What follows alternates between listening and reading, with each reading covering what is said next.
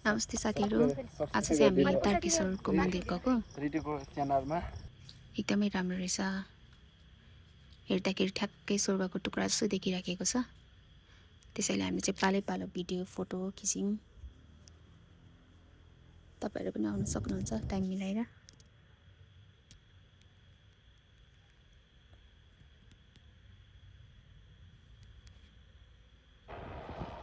यहाँ चाहिँ हेलिकप्टर पनि आइराख्ने रहेछ बेला बेलामा।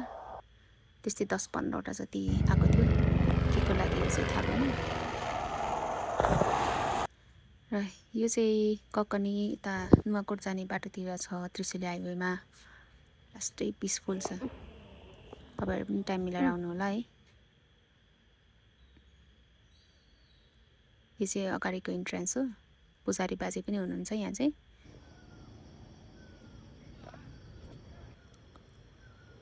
नास्पाती पनि खायो है हामीले चाहिँ।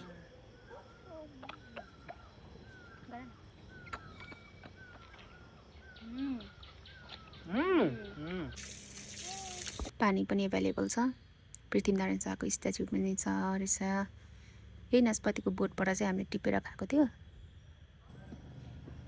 लास्टै उकालो ओह्रालो जाँदा पनि थाकेर है, चढ्दा पनि थाकेर फेरि हेलिकप्टर गयो। हामी त थाकेर थकान मार्दै जाँदा पनि आउँदा पनि।